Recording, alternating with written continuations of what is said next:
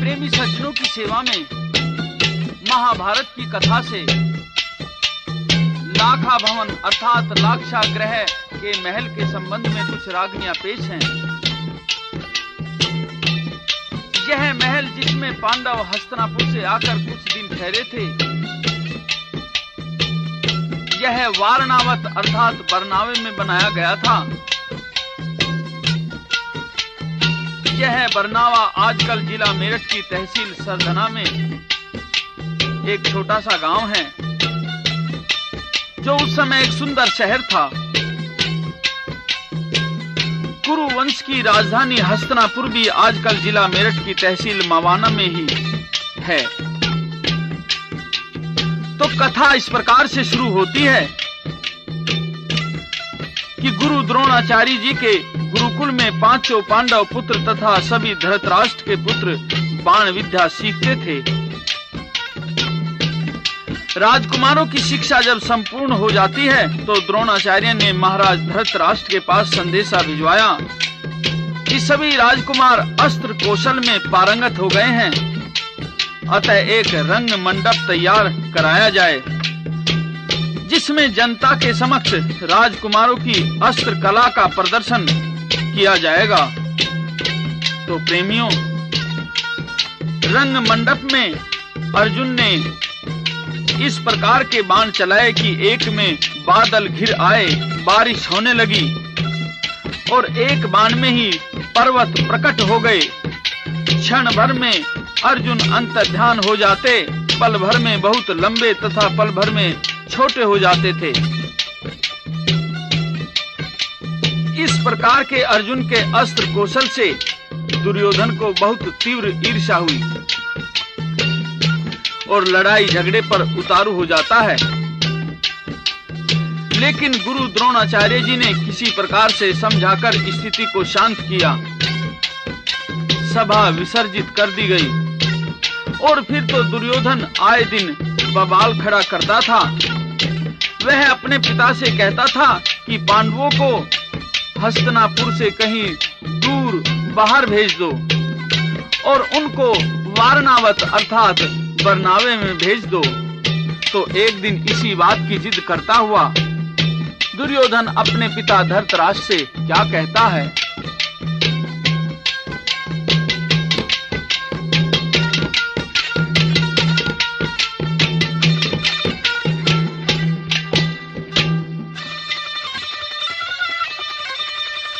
एक म्यान में रह नहीं सकती,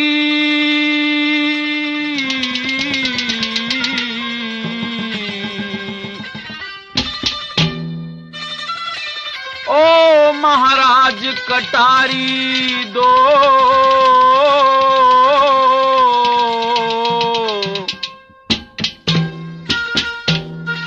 एक राज में रह नहीं सकते, राज के बड़े अधिकारी दो।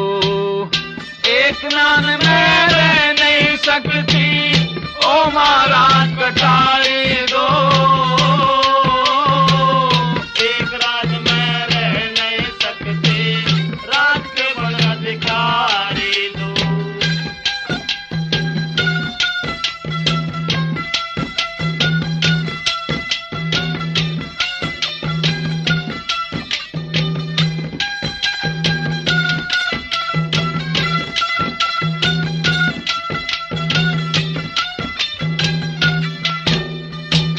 भीष्म विदुर द्रोण गुरु भी उनका ही दम भरते हैं। मैं उनसे डर कर रहता वे पांचों खुले विचरते हैं। ये मन ने अब मान लिया कि आप भी उनसे डरते हैं। कृपाचारी जैसे पंडित भी उनकी हाँ मैं हाँ करते हैं। कृपाचारी जैसे भी उनकी हाँ मैं हाँ करते हैं। कृपाचारी जैसे भी उनकी हाँ मैं हाँ करते हैं। उनको दे दो राजपाट और उनको दे दो राजपाट और मुझको बना भिखारी दो। एक सकते, राज के बड़े अधिकारी दो। एक म्यान में रह नहीं सकती, ओ महाराज कटारे दो। एक राज में रह नहीं सकते, राज के बड़े अधिकारी दो।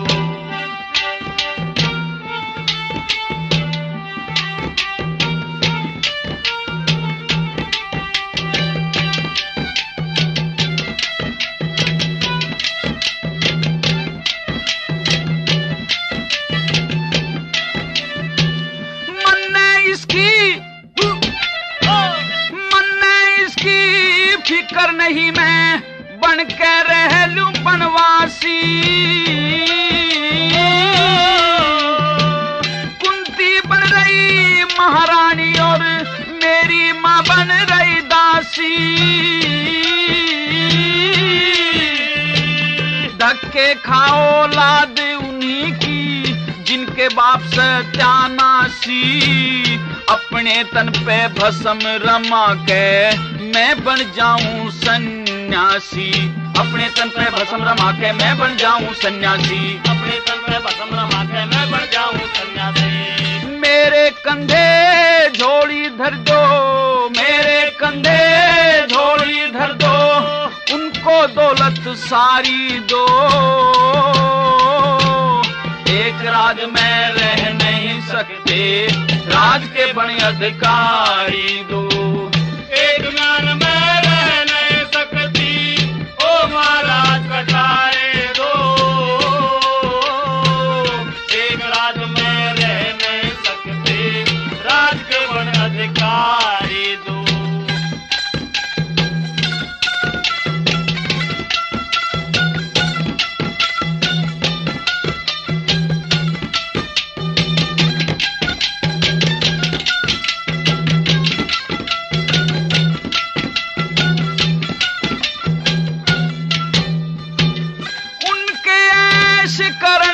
खातर भरा खजाना दिया रिता,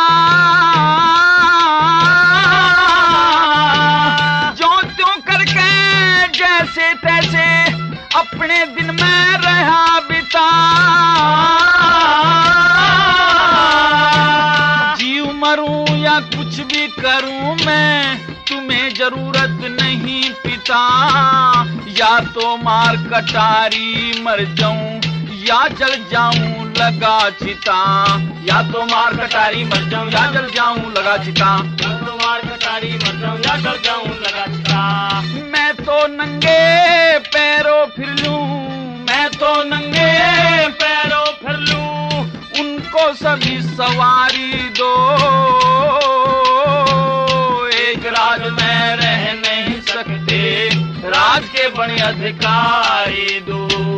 एक म्यान में रह नहीं सकती, ओ महाराज कटारे दो। एक राज में रह नहीं सकते, राज के बड़े अधिकारी दो।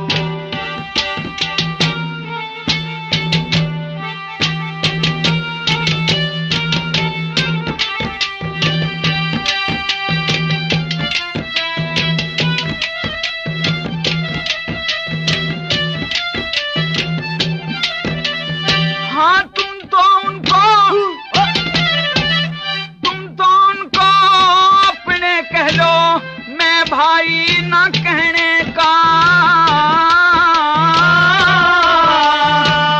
अब तक तो अपमान सहा पर अब अपमान न सहने का।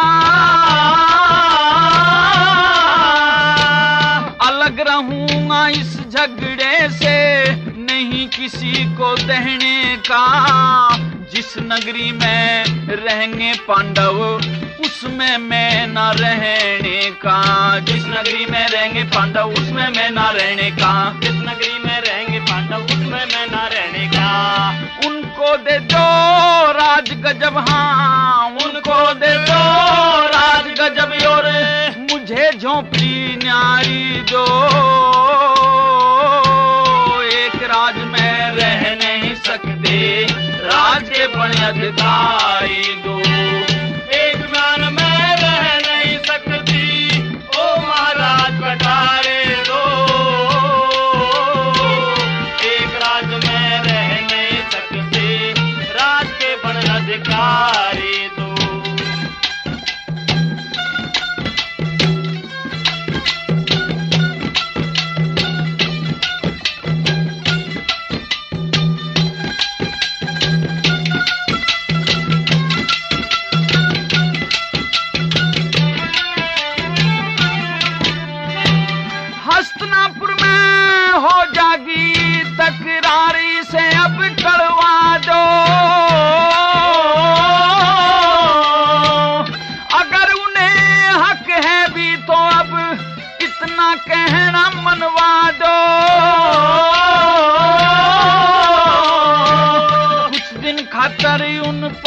बच्चों को वर्णावत में भिजवा दो। अग्नि धधक रही सीने में, जरा शांति करवा दो। अग्नि धधक रही सीने में, जरा शांति करवा दो। अग्नि धधक रही सीने में, जरा शांति करवा दो। इतना भी ना करो तो मेरे, इतना भी ना करो तो मेरे गल पे एक दुधारी दो। एक राज में रह नहीं सकते, राज के बड़े अधिकारी दो। एक ज्ञान में रह नहीं सकती, ओ महाराज कटारी दो। एक राज में रह नहीं सकते, राज के बन अधिकारी दो। दुर्योधन अपने पिता राजा धृतराष्ट्र पर बहुत प्रकार से दबाव डालता रहता है। कहता है कि मेरे मन में पांडवों के प्रति क्रोध और ईर्ष्या है, और यह तब शांत हो सकती है जब इन्हें कुछ दिन के लिए हस्तिनापुर से बाहर वारणावत में भेज दिया जाए। तो धृतराष्ट्र अपने पुत्र दुर्योधन को समझाता है कि बेटा, मैं राज्य का अधिकारी भी नहीं था, मैं तो पांडवों के पिता पांडु के राज का तब तक संचालन कर रहा हूं जब तक उसके पुत्र राज्य संभालने के योग्य न हो जाएं। और यदि उन्हें बरनावा भेजा जाएगा तो उनके मन में मेरी और तेरी दोनों की तरफ से शंका पैदा होगी। और इस प्रकार धृतराष्ट्र अपने पुत्र दुर्योधन को समझाते हुए क्या कहते हैं?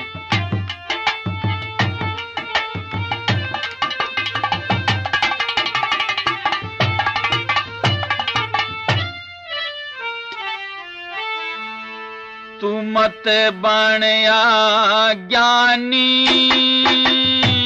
या बन जा बुरी कहानी लाल। तू मत बनिया ज्ञानी या बन जा बुरी कहानी लाल। तू मत बनिया ज्ञानी बन जा बुरी कहानी।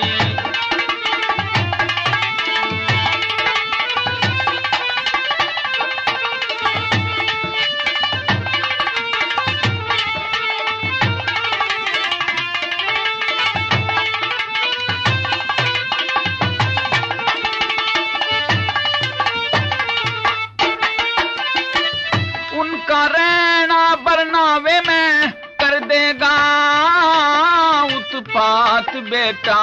गुरु द्रोण भीष्म देंगे उन दोनों का साथ बेटा। साथ बेटा अब भी भलाई इसी में है, मान मेरी बात बेटा। तेरी माँ का पकड़े फिरे दिन और रात हाथ बेटा। तेरी माँ का पकड़े फिरे दिन और रात हाथ बेटा। हो उसकी कुंती दो रानी या बन जा बुरी कहानी लाल। तू मत बनिया ज्ञानी या बन जा बुरी कहानी।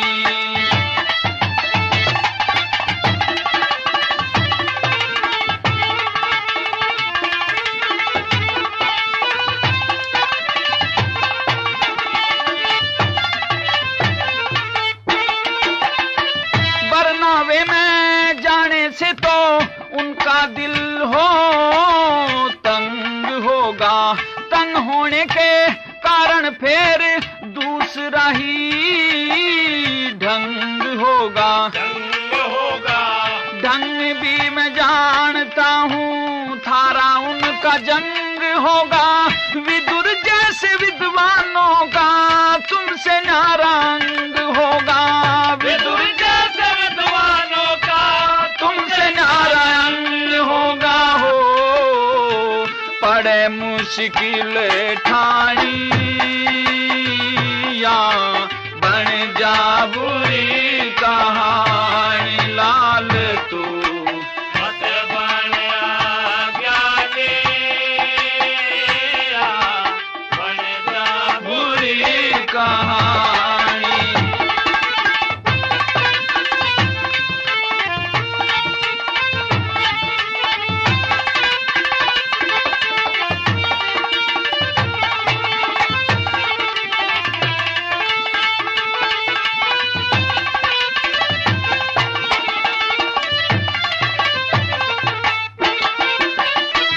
इसी तरह से आपस के माँ हो जागा तकरार बेटा, अबला और विधवाओं से भर जागा संसार बेटा। मान बेटा मनु नियम भंग होंगे बड़े अत्याचार बेटा, वरण संकर हो जाएंगे क्षत्रिय परिवार बेटा।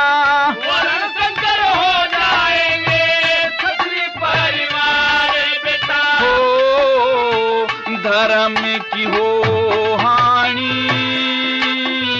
या बन जा बुरी कहानी लाल तू मत बन ज्ञानी बन जा बुरी कहानी।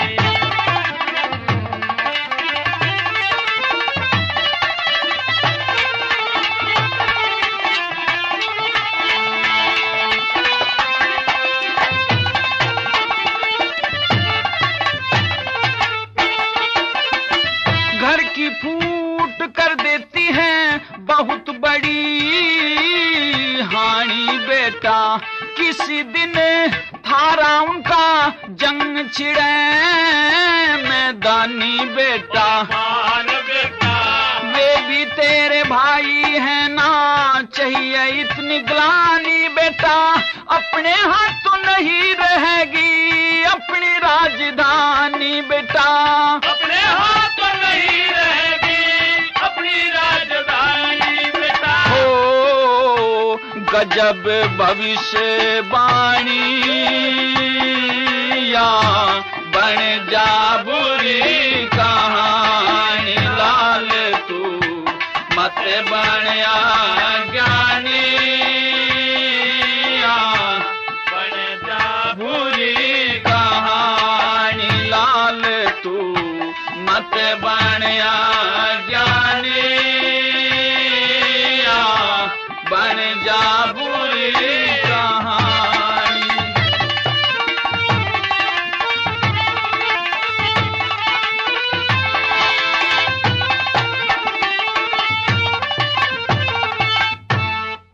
इस प्रकार से समझा बुझाकर धृतराष्ट्र ने अपने पुत्र दुर्योधन से कहा कि बेटा, पांडवों को बरनावा भेजने के विषय में मैं बाद में सोचूंगा, पहले तो मुझे युधिष्ठिर को शीघ्र ही युवराज पद पर बैठाना है। और इस प्रकार से जल्दी ही युधिष्ठिर को युवराज पद दे दिया गया। लेकिन दुर्योधन ने पांडवों को बरनावा भेजने की बात हर रोज अड़ाए रखी और साथ साथ दुर्योधन ने मिस्त्री पुरोचन से बरनावे में 1,00,000 पोटास, कागज के गत्ते, बांस आदि से एक ऐसा महल बनवाया जो कि एक चिंगारी से ही जलकर राख हो सकता था। और इधर धृतराष्ट्र ने युधिष्ठिर को अपने पास बुलाया और कहा कि बेटा, तुम पांचों भाई कुछ दिन के लिए बरनावा चले जाओ, वहां तुम्हारा मैं सब प्रकार से सुविधा पूर्वक रहने का इंतजाम करवा दूंगा। यहाँ तो ये पापी दुर्योधन रोज तुम लोगों से दुश्मनी बांधता रहता है। तो राजा की ये बात सुनकर पांचों भाई व कुंती बरनावा जाने को तैयार हो जाते हैं। तो चलते समय विदुर भगत धर्म युधिष्ठिर को कुछ इशारों की भाषा में समझाते हैं और विदुर भगत धर्म से क्या कहते हैं।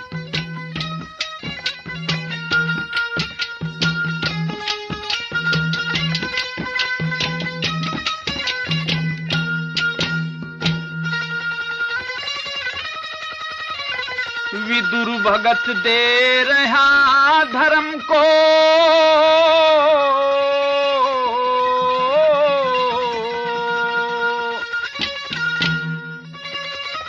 एक अनोखा ज्ञान।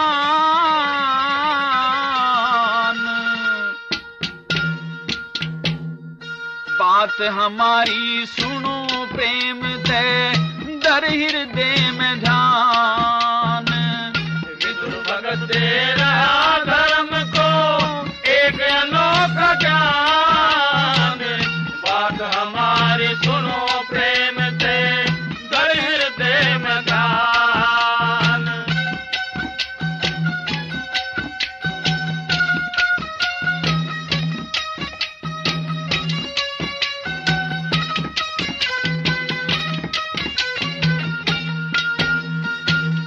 एक अस्त्र है बिन लोहे का, जिसकी सुन लेना तासीर, मानव जाति का कर देता एकदम से वो नष्ट शरीर। जो इसका मतलब समझेगा उसका ना होगा खीर। जो इसका मतलब समझेगा उसका न होगा आखिर। घास फूस सारे जंगल को राख बना देती है, आग बिल के जीव बच जाते हैं। सोचो बेटा दगा दिमाग, हंसा बुद्धि से जीते हैं, धोखा खाते देखे काग। हंसा बुद्धि से जीते हैं, धोखा खाते देखे काग। मनोभाव बैरी का जान के बचते नीतिवान। बात हमारी सुनो प्रेम से, कर हृदय में ध्यान। विदुर भगत दे रहा धर्म को एक अनोखा ज्ञान। बात हमारी सुनो प्रेम से, कर हृदय में ध्यान।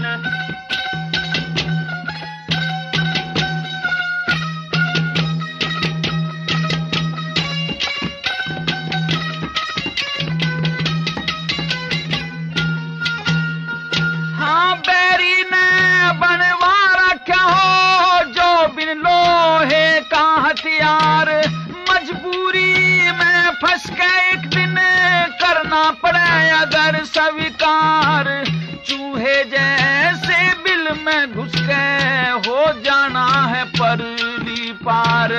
चूहे जैसे बिल में घुस कर हो जाना है परली पार। नभ के तारे रात के अंदर रास्ता सही बताते हैं, पांचों इंद्री बस में रहे तो दुश्मन भी घबराते हैं। महापुरुषों के बोल हमेशा नर का साथ निभाते हैं, महापुरुषों के बोल हमेशा नर का साथ निभाते हैं। हिम्मत करने वालों की रक्षा करते भगवान। बात हमारी सुनो प्रेम से, हृदय में ध्यान। विदुर भगत दे रहा धर्म को एक अनोखा ज्ञान। बात हमारी सुनो प्रेम से, हृदय में ध्यान।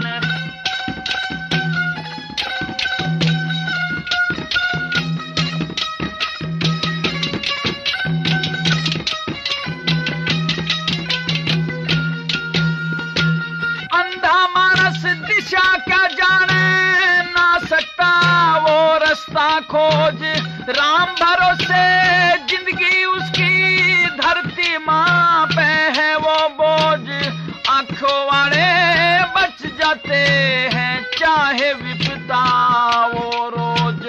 आंखों वाले बच जाते हैं चाहे विपदा वो रोज। बिना धैर्य के मानस में होती नहीं समझदारी, आग बबूला होने से तो आखिर में होती ख्वारी। करके ध्यान गौरते सुनिए मेरी बात आज सारी, करके ध्यान गौरते सुनिए मेरी बात आज सारी। आंधी और तूफानों में भी अडिग रहे चट्टान। बात हमारी सुनो प्रेम से, हृदय में ध्यान। विदुर भगत दे रहा धर्म को एक अनोखा ज्ञान। बात हमारी सुनो प्रेम से, हृदय में ध्यान।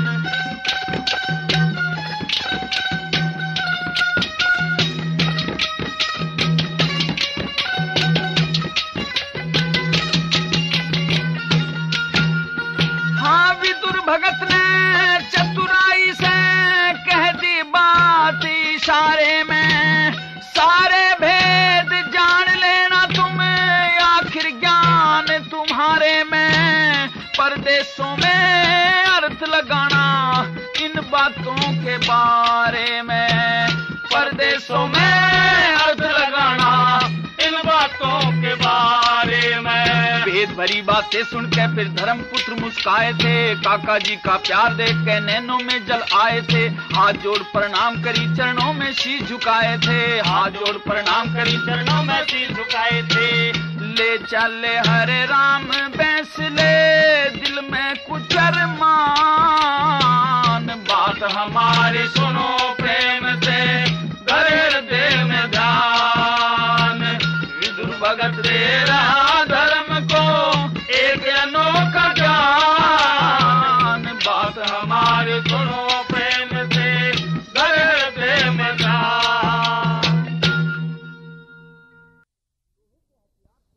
लोहे के हथियार से विदुर भगत का तात्पर्य अग्नि से था।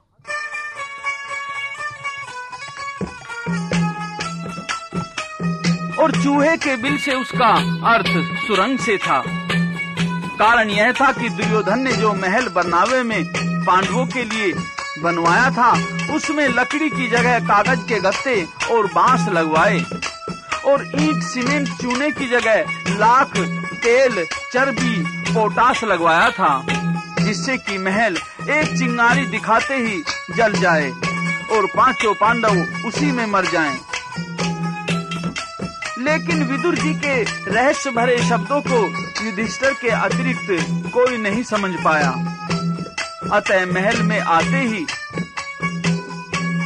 उस महल की शोभा को देखकर सभी भाइयों ने खुशी मनाई। और भीम तो महल की शोभा को देखकर बहुत खुश हुआ और युधिष्ठिर से क्या कहता है।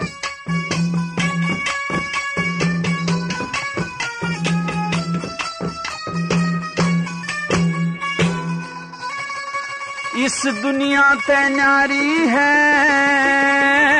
शोभा इस बरनावे की, इंद्रलोक ते प्यारी है शोभा इस बरनावे की।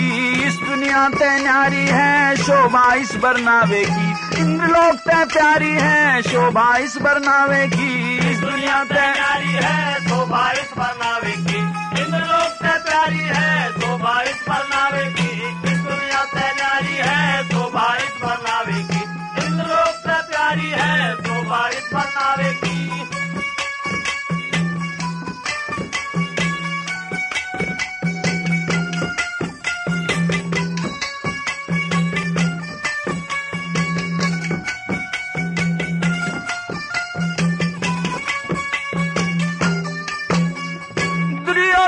सारी लागत इसी महल में लगा दई, मूर्ख बना के उस पापी ने हमारी किस्मत जगा दई।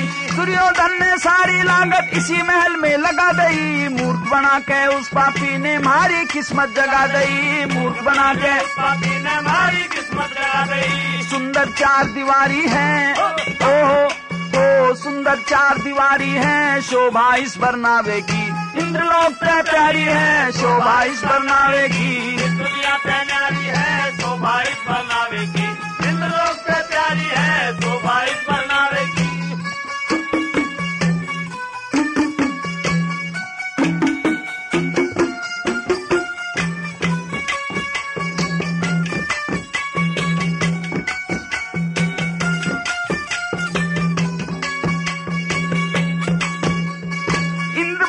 सारा नक्शा इसी महल में खींचा है, देखो भवन के ठीक सामने सुंदर बाग बगीचा है। इंद्र भवन का सारा नक्शा इसी महल में खींचा है, देखो भवन के ठीक सामने सुंदर बाग बगीचा है। देखो भवन के ठीक सामने सुंदर बाग बगीचा है। रोसों पर फुलवारी है रोसों पर फुलवारी है शोभा इस बरनावे की, इंद्रलोक ते प्यारी है शोभा इस बरनावे की। दुनिया ते न्यारी है शोभा इस बरनावे की, इंद्रलोक ते प्यारी है शोभा इस बरनावे की।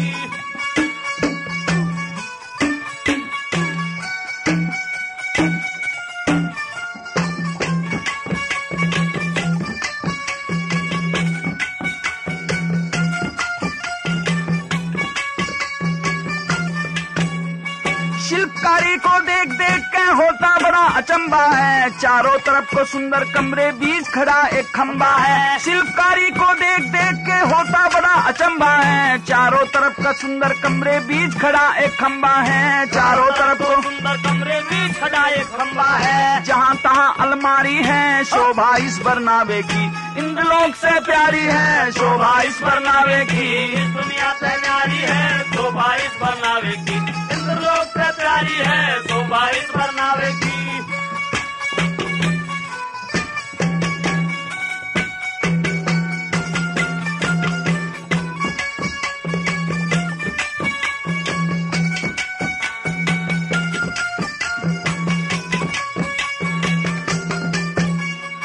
अच्छा हो कि महाराज हमें हस्तिनापुर ना बुलवाए, इसी भवन के एक भाग में धर्म आश्रम खुलवाए। अच्छा हो कि महाराज हमें हस्तिनापुर ना बुलवाए, इसी भवन के एक भाग में धर्म आश्रम खुलवाए, इसी भवन के एक भाग में धर्म आश्रम खुलवाए। जहाँ पे गजब प्रचारी है, शोभा इस बरनावे की इंद्रलोक त्याचारी है, शोभा इस बरनावे की दुनिया से न्यारी है, शोभा इस बरनावे की इंद्रलोक से प्यारी है, शोभा इस बरनावे की।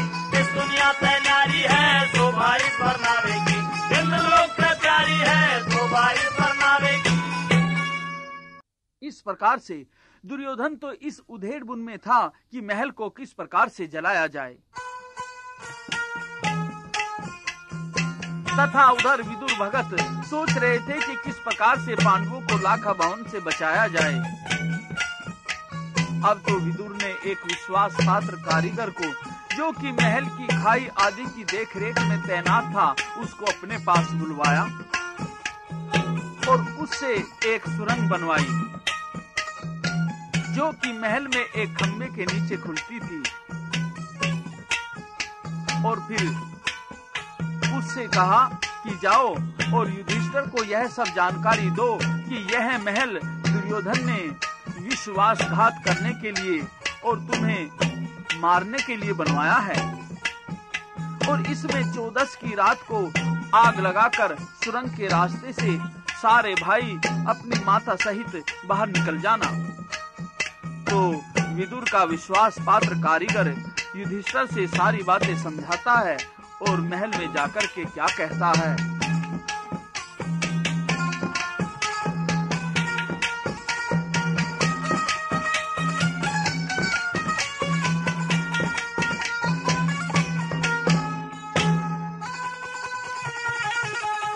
दुर्योधन ने महल बनाया,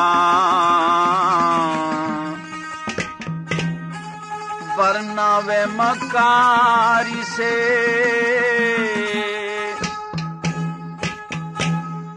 पांचों भाई रहना देखो वहाँ बड़ी होशियारी से। दुर्योधन ने महल बनाया, बरनावे मकारी से, पांचों भाई रहना देखो वहाँ बड़ी होशियारी से। दुर्योधन ने महल बनाया, बरनावे मकारी से, पांचों भाई रहना देखो वहाँ बड़ी होशियारी से।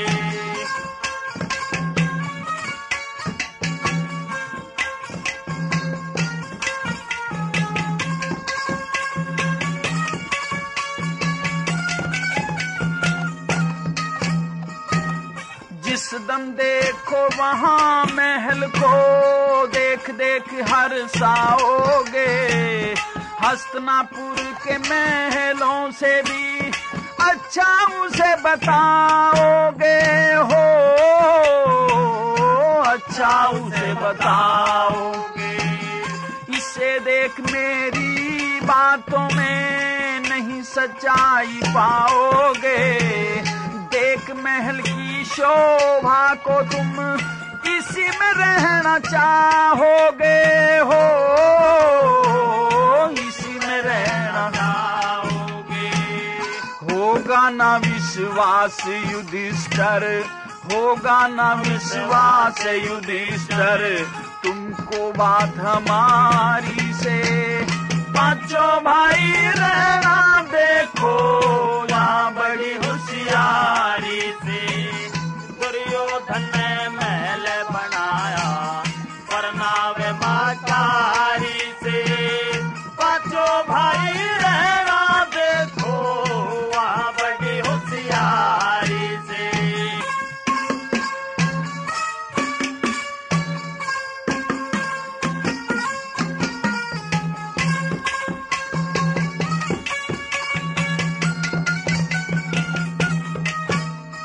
हाँ ईट सीमेंट न लगा कहीं भी, भिगो तेल में बांस खड़े। कली चुनने की नहीं ली पाई, मनसली और पोटास जड़े हो, मनसली और पोटास जड़े।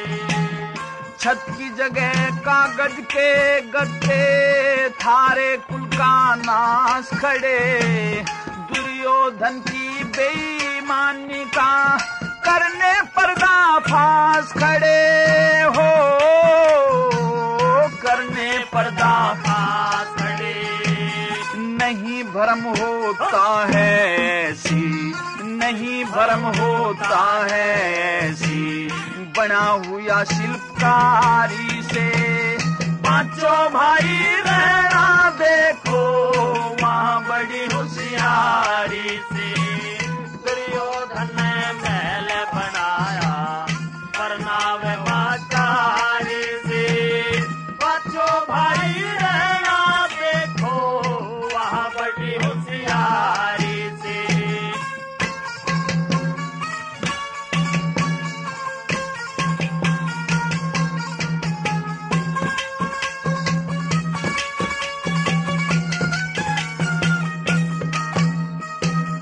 दर दीवार बने धोखे से, नहीं सेमना सा लगा। चाहे कहीं खुरच कह देखो, कुल में गंधक रा लगा हो, कुल में गंधक रा लगा। थारे प्राण हरण को देखो, दुर्योधन चंडाल लगा। दुर्योधन की चालाकी से वहाँ सारों का काल लगा हो, वहाँ सारों का काल लगा। जल के हो जा राख भवन ये, जल के हो जा राख भवन ये, एक छोटी सी चिंगारी से। पांचों भाई रहना देखो वहाँ बड़ी होशियारी से। दुर्योधन ने महल बनाया परनावे माकारी से। पांचों भाई रहना देखो वहाँ बड़ी होशियारी से।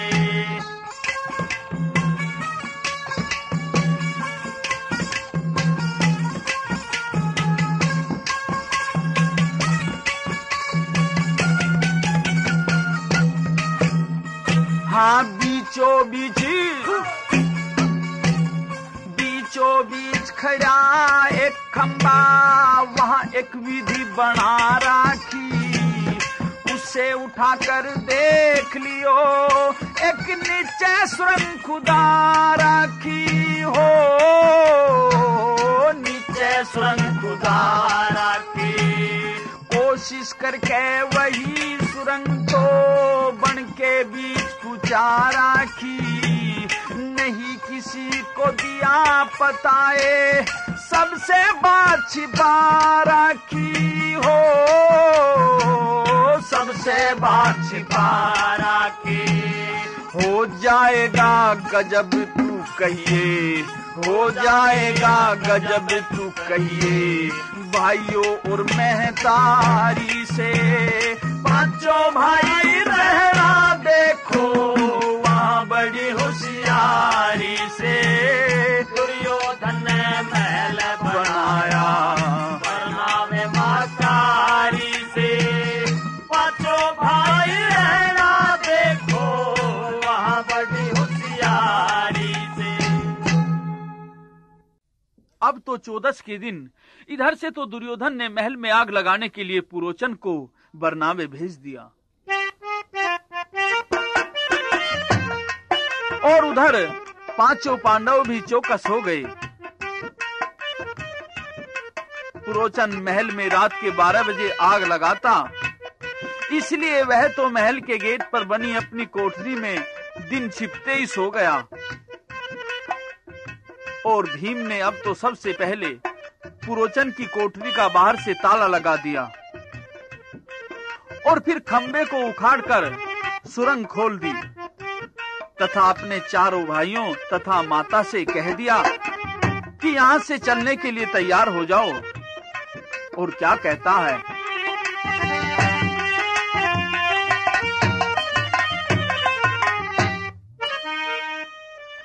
इस मौत महल को छोड़ चलो मेरे भाई, इस मौत महल को छोड़ चलो मेरे भाई, ओ इस मौत महल को छोड़ चलो मेरे भाई।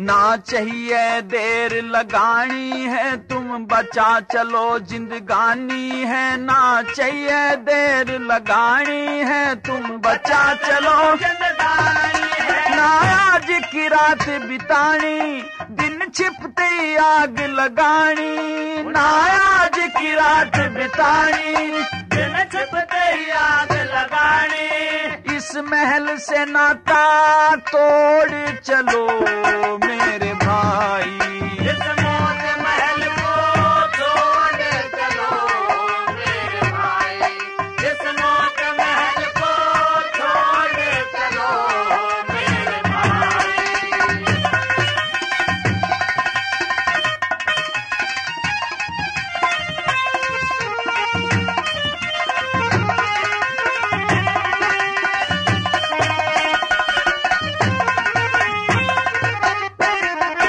मन रोक्या उल्लू का पट्टा, वो आया खेल कह सट्टा। मन रोक्या उल्लू का पट्टा, वो आया खेल कह सट्टा। पुरोचन को अंदर रोक्या और बाहर से ताला ठोक्या। पुरोचन को अंदर रोक्या और बाहर से ताला ठोक्या। अब सुरंग के रास्ते दौड़ चलो मेरे भाई, इस मौत महल को छोड़ चलो मेरे भाई, इस मौत महल को छोड़ चलो मेरे भाई।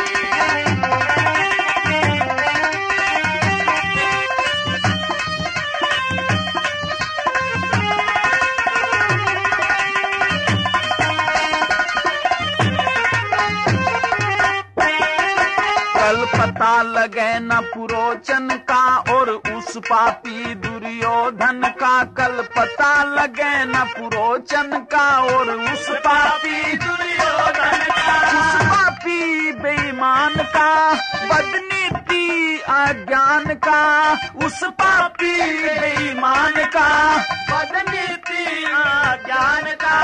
दुनिया में भंडा फोड़ चलो मेरे भाई, इस मौत महल को छोड़ चलो मेरे भाई, वो इस मौत महल को छोड़ चलो मेरे भाई।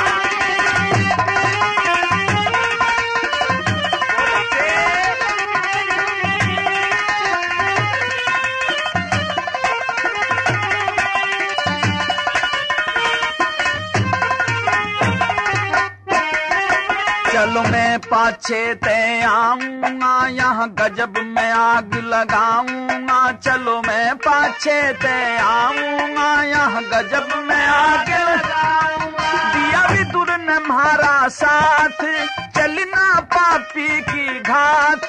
दिया विदुर ने हमारा साथ, चलना पापी की घात। अब छोड़ चलो मेरे भाई।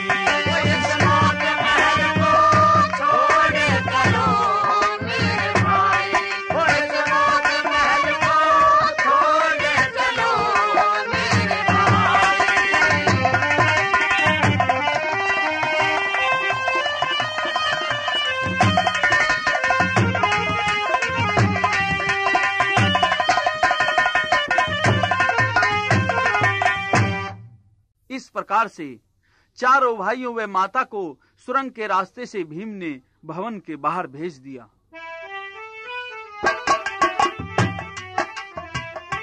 और सबसे पहले पुरोचन की कोठरी में आग लगाई। सारा महल धू धू करके जलने लगा। अब तो भीम सुरंग के मुंह पर खड़ा होकर अग्नि का नजारा देखता है। उस समय का वर्णन सुनिए।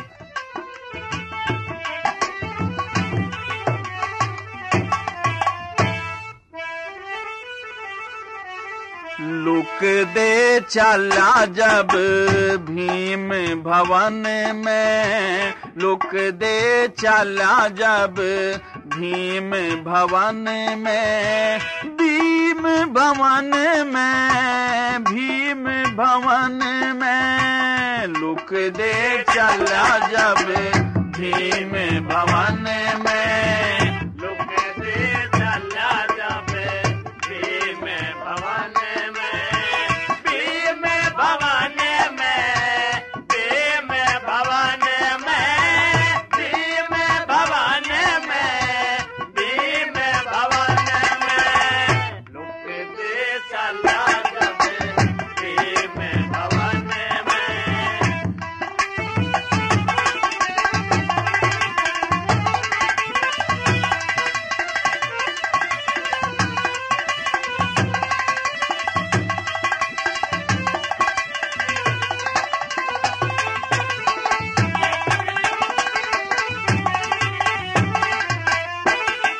सब खाट खटोली मुढ़े सामान किया सब कट्ठा, पड़ा पुरोचन भवन में सोवे बन उल्लू का पट्ठा, पड़ा पुरोचन भवन में सोवे बन उल्लू का पट्ठा, नीचे काम आ गया जैसे हो, नीचे काम आ गया जैसे सामग्री हवन में, नीच काम आ गया जैसे सामग्री हवन में, लुक दे चला जब भीम भवन में, लुक दे चला जब भीम भवन में, और भीम भवन में, भीम भवन में, भीम भवन में, भीम भवन में, लुक दे चला जब भीम भवन में, लुक दे चला जब भीम भवन में।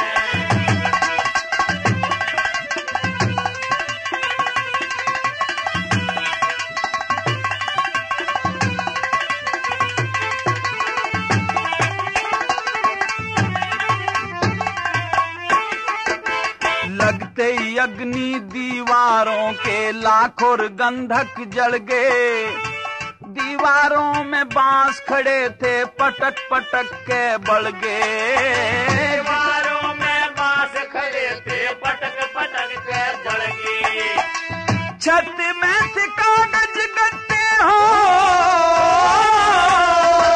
छत में थे कागज गत्ते राख हुई पवन में, लुक दे चला जब भीम भवन में, लुक दे चला जब भीम भवन में, भीम भवन में, भीम भवन में, भीम भवन में, भीम भवन में, लुक दे चला जब भीम भवन में, लुक दे चला जब भीम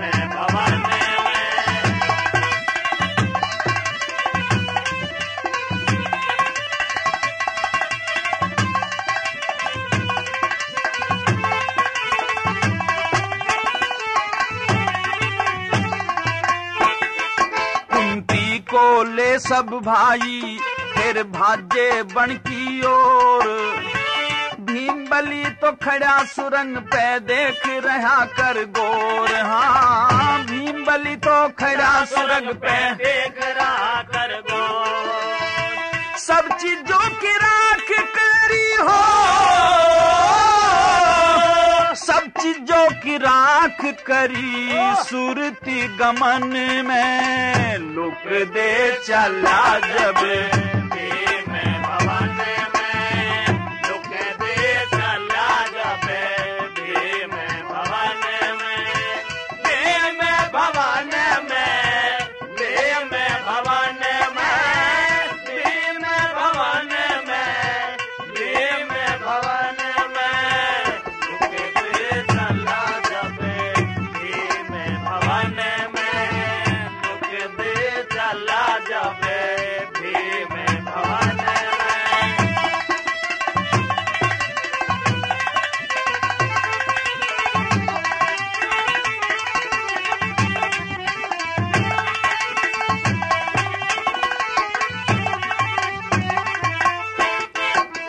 जिधर को भाई गए थे फिर उसी राह को जाता, सारा किस्सा मिटा दिया न्यू माता को समझाता। ओ सारा किस्सा मिटा दिया न्यू माता को समझाता। गजब देर करो मत ना हो, गजब देर करो मत अब दूर सो में बाण में, लुक दे चला जब भीम भवन में, लुक दे चला जब भीम भवन में, भीम भवन में, भीम भवन में, भीम भवन में, भीम भवन में, लुक दे चला जब भीम भवन में, लुक दे चला जब भीम भवन में। बहुत अच्छे दादा।